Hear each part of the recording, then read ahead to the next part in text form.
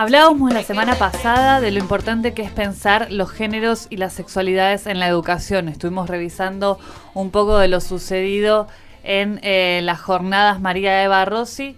Y bueno, también cabe destacar de que la educación también es bien importante para hablar de la historia, ¿no? ¿Qué es lo que nos enseñan en el colegio respecto a la historia? Sí, ¿qué se muestra en esos actos también me pregunto, ¿no? Estos actos los mismos de siempre, con estos niños disfrazados, pero ¿cuánto hay ahí de reflexión? ¿Hasta qué punto podemos pensar que hay una reflexión profunda desde los primeros años de escolarización, digamos, hasta dónde llega eso? Sí, y además, o sea, el contenido mismo, ¿no? La historia que nosotras venimos repitiendo, quizás repetimos mucho tiempo, esto de la llegada de los españoles como un encuentro inolvidable lo fue, pero no sé si con tan buenas ideas para quienes ya estaban habitando estas tierras, que eran las comunidades originarias, y los españoles que vinieron de alguna manera con otras intenciones, ¿no? Y también destacar, bueno, esto que pasó en los últimos años de quitar, digamos, esta cuestión de bronce a determinados próceres, a determinados hechos, a determinadas figuras de la historia argentina. Tanto los medios de comunicación como el sistema educativo, ¿no? tuvieron algunos giros, hasta podemos mencionar desde personajes concretos hasta programas de televisión concretos o canales de televisión. Sin ir más lejos, podemos hablar de Canal Encuentro, de Canal Paca Paca, de los eventos a partir del personaje Samba, por ejemplo, claro, que se pudo ver tanto en ese canal de televisión como en las representaciones, en las obras de teatro en Tecnópolis, en las que aparecía una nueva mirada hacia los próceres, hacia determinados hechos. Entonces es un repensar la historia desde diferentes puntos, ¿no? Tenemos la posibilidad de mostrar otra mirada, otra perspectiva de la historia para la infancia, y también sucede lo mismo para las personas en la adultez, ¿no? Ayer recopilábamos algunos de los libros en los cuales se retoman las mujeres de alguna manera ilustres o mujeres importantes en 1810, en el periodo independentista, que son propuestas nuevamente desde una perspectiva de la literatura. Entonces, aquellas novelas históricas que retoman vidas como por ejemplo de las mujeres cautivas o algunas otras de mujeres independentistas son bien importantes para repensar los roles que hemos asignado generalmente a las mujeres, pero de vuelta, están vistas desde un punto de vista romántico, desde una mirada también con algunos dotes específicos. Entonces, es necesario pensar qué creemos nosotras o qué sabemos hasta ahora de los roles de género en la historia argentina, ¿no? Afortunadamente, en 1960 más o menos empezó a presentar esta idea de incluir a las mujeres importantes de la historia argentina. A partir de ello, Lili Sosa de Newton realizó un diccionario de mujeres argentinas, ella es escritora, y realizó este diccionario de mujeres argentinas donde de alguna manera recopila la vida de muchas mujeres a lo largo de la historia y la presenta de manera biográfica con detalles que muchas veces no tenemos en consideración. ¿Y hay algún hilo conductor o algún criterio en esa selección, Nadia? No, ella lo ha recopilado a partir de otras biografías que hizo son biografías también de Lavalle y Dorrego, y a partir de la propuesta y de los encuentros que ha tenido con las diferentes mujeres en la historia, ella propuso realizar este diccionario, justamente notando la vacancia de la historia de las mujeres en todo el proceso revolucionario, ¿no? Entonces, este diccionario biográfico de mujeres argentinas se escribe en 1970 y luego ella realiza también otras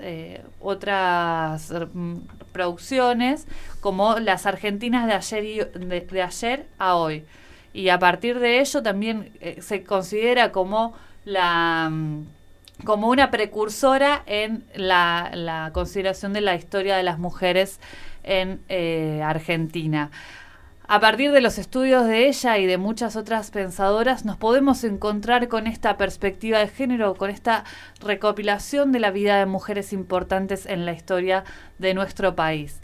Afortunadamente tenemos la posibilidad ahora de realizar una entrevista a una de estas mujeres que se encargó de dedicarle mucha parte de su vida a recuperar la vida de las mujeres argentinas importantes y de aplicar la perspectiva de género a la historia, al análisis de la historia. Vamos a comunicarnos ahora con Dora Barrancos. Ella es investigadora del CONICET, directora también del CONICET, feminista y docente en muchos espacios académicos. Te saludamos, Dora. Nadia, ¿cómo estás? Hay mucho gusto, muchas gracias por este contacto. Muchísimas gracias a vos, porque la verdad es un orgullo tener tu voz tan relevante en estas latitudes y en este programa que es tan nuevito. Muchísimas gracias. Bien, Dora, estamos hoy en el programa trabajando con las mujeres de nuestra historia, pero me gustaría que me cuentes antes un poquito de qué significa esto de incluir la perspectiva de género en el análisis de la historia y por qué es tan importante. Bueno, en brevísimas líneas. La perspectiva implica que tratemos a las mujeres en igual capacidad, posibilidades de rendimientos en el arte, las ciencias, además de la vida cotidiana, ¿no? La historia como disciplina surgió en el siglo XIX y era muy opaca respecto de, sobre todo, cuestiones de la vida, digamos, de las gentes de carne y hueso, era una historia medio trascendental y política, y desde luego las mujeres no aparecían ni por asomo. Los oficiantes eran varones, las técnicas de las reglas de la disciplina eran completamente misóginas, de modo que toda la historia, la historiografía apareció con un signo altísimo, dominante de masculinidad. Entonces, ha habido una gran transformación del conocimiento historiográfico en la segunda mitad del siglo XX, y a esa corriente adherimos porque es absurdo pensar que a la historia la han hecho solamente una clase de sexo y un aspecto del género. Claro. Entonces esa es la importancia que tiene retomar, reponer, como decía una gran colega norteamericana, las mujeres a la historia, ¿no? Sí, completamente de acuerdo. Entonces, no es simplemente esto de recuperar las vidas de algunas mujeres, sino repensar la historia desde una perspectiva que de alguna manera considere los roles de género. Así es, no se trata exactamente, es eso, no se trata de ahora mirar, observar, ver que existían las mujeres, sino que hay que tratar de reinterpretar todos los procesos históricos a la luz más aproximada de las relaciones de género, porque por donde se vea hay relaciones de género, ¿no? Claro. Primero porque las relaciones de género son relaciones que están encarnadas en cauces de poder, por así decirlo. Entonces la historia, digamos, se aproxima sobre todo más a las mujeres cuando altera completamente el punto de vista de lo que antes parecía dominante, extraordinario y notable, que era solo un tipo de esfera, por ejemplo la esfera política. Hoy tenemos una notable modificación también de la propia historiografía que hace lugar a los sujetos de carne y hueso, a las cotidianidades, a procesos que no están subsumidos en la idea de que, bueno, que solamente esos son los trascendentales en una sociedad. Pensemos qué serían las sociedades, no más pensar, sin el trabajo reproductivo que hacen las mujeres, ¿no? Que más o menos está representando el 25% del Producto Bruto, ¿no?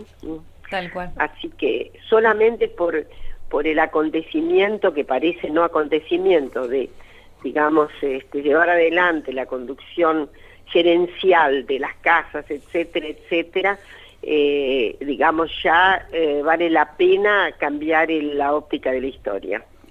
Bien, y con respecto a eso que decías de la consideración también de lo privado, podemos decir, ¿no? Romper con esta esfera de lo público y lo privado, y lo público como aquello relevante en lo cual tenemos que reconocer a las mujeres simplemente. ¿Qué rol cumplían las mujeres en la colonia? Ahora sí, ya pasando un poquito más a la referencia de la cercanía al 9 de julio.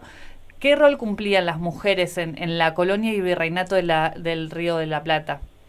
Bueno, primero había mucho trabajo femenino, ¿no? Parece, ese también es un término que ha sido muy ocultado. El trabajo femenino ha sido más o menos el mismo que del varón, claro, a pesar de que, digamos, sobre todo en el siglo XIX se impone el código de que las mujeres deben estar en su casa, pero aún estando en su casa han tenido que trabajar. Sobre todo pensemos en los momentos de tensión, de hostilidades, de guerra. Siempre ha habido sacudones sociales que hacen que las mujeres, además nada más que por la mayor sobrevivencia de las mujeres, ¿no? Seguro. Los maridos morían mucho más jóvenes, etcétera. Entonces, durante el periodo colonial hay mucho trabajo femenino y hay mucho trabajo, inclusive la obstetricia está en manos de las mujeres negras, ¿no? Claro. Pero lo que me gustaría decir es que hay una gran participación de mujeres, desde luego no la escala demográfica extraordinaria, pero sí gran participación de mujeres en lo que serían las tertulias, los salones, etcétera, también con destacada capacidad para ir promoviendo el cambio, lo que va a ser el cambio revolucionario, ¿no? Entonces, esto hay que considerarlo, que aún esos trajines previos a la situación que va a llevar, o sea, el cauce emancipatorio, ¿no? Primero con el zigzagueo que se produce en torno a 1810, y en fin, pero bueno, ya decisivo, justamente en 1816, hay una interesantísima participación de mujeres. Y además, insisto en la idea de que, como después va a venir la guerra, y sobre todo a propósito del periodo, ¿no?, entre el mayo de 1810 y pasando a un 1816, sí, estamos en periodo de guerras, primero contra España y luego guerras intestinas. No puede dejar de observarse el papel fundamental cumplido por las mujeres, muchas inclusive participando directamente en órdenes de combate, pero la retaguardia estratégica de todo ese proceso revolucionario recayó en cuerpos femeninos, ¿no? Reconocimos algunas mujeres también por el hecho de la participación en de investigaciones y de espionaje, ¿no? En ese sentido, sí, también, claro, todo lo que es la retaguardia. Sí, claro, hay una serie de funciones, ¿no? Y además la sostenibilidad de las casas, en muchísimos casos, debido al estado de guerra que conduce desde luego a los varones afuera de los hogares, esa sostenibilidad. Pero cuando digo sostenibilidad no me refiero solo a la tarea doméstica y tal. Muchas mujeres también de algunos sectores que se ven imprevistamente o más previstamente en cierta desazón respecto del ajetreo de la guerra, hace que sus mujeres tengan que vender cosas, trabajen, claro, vendan, hagan, bueno, qué sé yo, humitas, empanadas, tortillas, ¿no? Y tengan que venderse, de modo que debe haber una reconsideración del papel de ambos géneros durante todo el proceso que lleva a la emancipación y después, ¿no? Otra de las cuestiones que también es menester por ahí reconocer es la diferencia que puede llegar a existir con algunos otros procesos alrededor del mundo. No sé, estoy pensando en la Revolución Francesa, con respecto a la participación de mujeres de diferentes, por ahí, sectores sociales.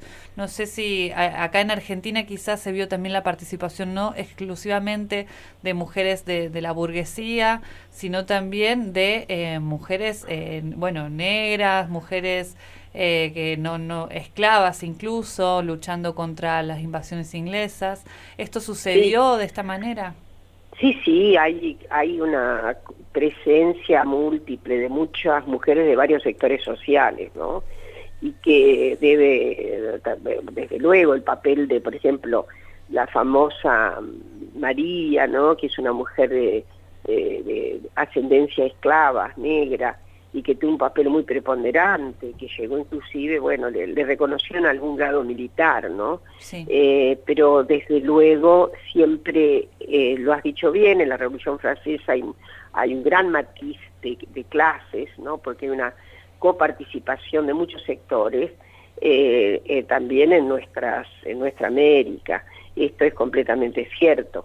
Es más, podríamos decir que en algunos sectores, en el norte, por ejemplo, la participación de población indígena, Claro. Es cierto que la población indígena estaba a merced de los circunstantes poderosos, ¿no? También es cierto que hubo movilizaciones de esa población por parte de los realistas, pero en fin, debe quedar claro que los procesos, sobre todo los procesos de gran convulsión social, ¿no? Hacen una movilización de mujeres de diferente extracción. En el caso de nuestras guerras civiles, obviamente ninguna mujeres se privaron de participar o estar afectadas, directa o indirectamente, por esos procesos, ¿no? Así que desde luego hay policlasismo en esa figuración de mujeres en este periodo que estamos analizando. Bien. Dora Romina te saluda de acá de Tierra del Fuego. Yo quería hacerte una consulta, sé que sos docente, quería saber si se aborda desde esta perspectiva la historia cuando se están formando, ¿no? En los procesos de formación de las carreras. No, lamentablemente no, todavía estamos lejos de eso. Sin duda hay más inquietud, hay mayor sensibilidad. No solamente a mí me ha ocurrido la experiencia, sino sé que a muchísimas colegas que nos dedicamos a la historia de las mujeres y en fin, a la historia de las relaciones de género, nos consultan. Hay circunstancias muy, muy hasta conmocionantes. Recordaré siempre una maestra que me escribió desde aquí, cercana a la provincia de Buenos Aires, digo, de un pueblo de la provincia de Buenos Aires cercano a Buenos Aires, y que ilustraba a sus chicos durante me parece que fue por ocasión del bicentenario, que preparó a sus chicos, digamos, no me acuerdo de qué grado eran, sobre todo de una perspectiva que consideraba a las mujeres.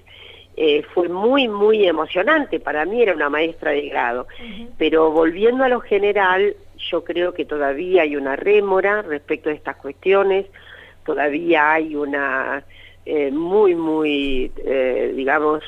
posición de retraso en materia de incorporar la perspectiva de género dentro de la historia, pero bueno, soy optimista, sé que de manera capilar hay algunas experiencias. También sabemos, ¿no? En la formación docente hay algunos profesoras que están mucho más sensibilizados por estos temas y los incorporan. Yo creo, de todas maneras, que a propósito de las grandes movilizaciones de hoy, del movimiento Ni Una Menos y de toda esa protagonización que vivimos, sobre todo los días 3 de junio y los 8 de marzo, hay un aumento de la sensibilidad y espero de crear con toda convicción que, bueno, en algunos años más tal vez uno no lo verá, pero será notable la modificación de los programas para incorporar como corresponde esta perspectiva que es elemental, ¿no? Las relaciones de género, estas relaciones son de constitutividad, no son aleatorias, no es que algún grupo humano se priva de estas. Y desde luego quisiera hacer lugar también a lo que serían los poligéneros, ¿no? La idea de que no hay solamente dos géneros, claro, masculino y femenino, de que estamos frente a una diáspora enorme de las condiciones de la sexualidad y de la generización, que también debe conllevar no solamente a mayores derechos y reconocimientos, sino también a una historia que se haga cargo de todas estas condiciones identificatorias. Qué lindo escucharte, Dora, la verdad, es un placer. Te hago una última preguntita. Quería saber, estábamos hablando recién respecto a cuánto nos falta para esta independencia, real independencia. ¿Qué opinión te merece esto, pensando en la perspectiva de género y en la fecha que nos convoca? ¿Cuánto falta para la independencia? ¿O ya, bueno, ya somos independientes? Vamos a hacer una apuesta. Yo estoy segura de que las jóvenes generaciones de mujeres han cambiado completamente sus subjetividades. En algunos casos, digamos, todavía habría algún, no sé, algún pendiente, alguna situación que está pendiente. Pero basta ver la cantidad de mujeres jóvenes que se movilizan con Ni Una Menos, claro, ¿no? Entonces, yo creo que sí, que hay unas marcas nuevas, que hay unas dotaciones nuevas, que hay sentimientos nuevos, que las mujeres se interpelan profundamente, de que ya las jóvenes, en fin, están en un camino por lo menos de acercamiento a la consideración de la autonomía de manera con mucho más convicción que lo que hizo mi generación, ¿no? Así que bueno, el camino todavía es muy largo, la emancipación está por ganarse, pero yo creo que en las jóvenes generaciones, insisto, hay una búsqueda de la dignidad de sí, del reconocimiento, de no dejarse avasallar. Desde luego hay seguramente muchas experiencias dolorosas, pero insisto en mi optimismo acerca de la renovación de las subjetividades femeninas que harán que, bueno, tal vez en unas décadas más adelante las mujeres ganarán la misma condición de equidad, de autonomía que el resto de los mortales varones. Bueno, Dora, la verdad que le agradezco muchísimo por esta comunicación. Es un placer que antes de que termine el cuatrimestre podamos habernos comunicado con usted y en este programa tan nuevo y en estas latitudes. La verdad que nos llena de calorcito su voz y su... Bueno, a ustedes dos, los mejores deseos. Las felicito por esta iniciativa, por este movimiento de ideas en el éter, porque hace falta sobre todo el aumento de la comunicación que nos tenga en el centro de la perspectiva. Bueno, muchas gracias, Dora. Que tenga buen día. Mucha suerte, gracias. Ahí escuchábamos a Dora Barrancos, quien es socióloga y doctora en historia. Decíamos también que es directora en el CONICET y investigadora en el CONICET. Ella es militante feminista hace bastante y se encarga principalmente en sus estudios de la temática de género a lo largo de la historia. La verdad, a mí siempre me parece imperdible lo que tienen Dora fue para muy decir. Clara, fue muy precisa y muy generosa, digamos, con todas las explicaciones que nos dio sobre esta temática, ¿no? Digamos, ella puso en palabras algo que nosotros conocemos desde hace algunos años de forma tan poética. Parecía, me acordaba mucho mientras la escuchaba de la canción de Laia Blasquez, ¿no? Quien quiere oír que oiga, cuando decía, claro. Si a la historia la escriben los que ganan, eso quiere decir que hay otra historia, ¿no? La verdadera historia, quien quiere oír que oiga, y en este caso Dora Barrancos lo que decía es, bueno, esta historia tiene que ser oída, no es solamente para el que la quiere oír, sino que tiene que ser oída, y para que sea oída tiene que ser contada, tiene que ser mostrada. Y lo interesante también de reconocer de que las mujeres que lucharon por nuestra independencia no solamente existieron, sino que también existieron con condiciones de género particulares, ¿no?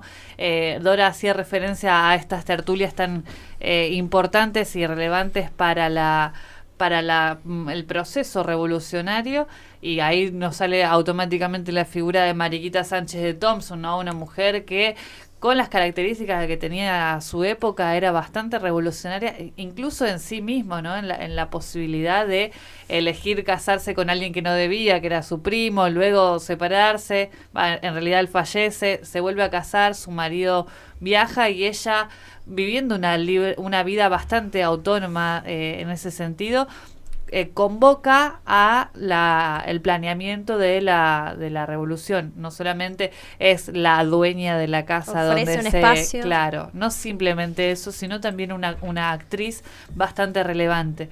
También hacía Dora referencia a María Remedios Valle, a la que se denomina, y ¿por qué no la conocemos esta mujer? Que sus compañeros luchadores la denominaban la madre de la patria, porque era una mujer que en frente del combate no solamente combatía a la par de su marido, que fue fallecido también en la guerra, sino que además se encargaba de curar a los enfermos mientras estaban, o sea, en el campo de batalla, ¿no? Sí, la verdad que es bien interesante. Algo de eso vamos a estar adelantando en un momento más cuando abordemos desde la literatura, desde la música, ¿no? Estas distintas mujeres que fueron apareciendo. Y en esta fecha, ¿no? Sobre la independencia, no podemos olvidar a quien fuera la dueña, un personaje emblemático de la casa histórica de Tucumán, ¿no? María Francisca Pazán de Laguna, Claro. Si no estoy mal informado, porque cuando uno visita la casa uno conoce la historia y después por ahí no recuerda tanto los nombres, pero esta idea de que fue una persona, una mujer, digamos, que quien llevó adelante esto de poner su casa, digamos, no solo poner el cuerpo, sino poner su casa para que ahí se realice un evento, por supuesto, de suma importancia para nuestra República. Hay un montón de mujeres que merecen ser nombradas en esta empresa revolucionaria. No podemos olvidar a María Magdalena Macacha Güemes, ¿no? La hermana de Martín Miguel Güemes, que fue prácticamente la mano derecha de su hermano muchísimo tiempo, incluso hasta después de haber fallecido. Martina Céspedes, quien también luchó en el frente de batalla junto a San Martín.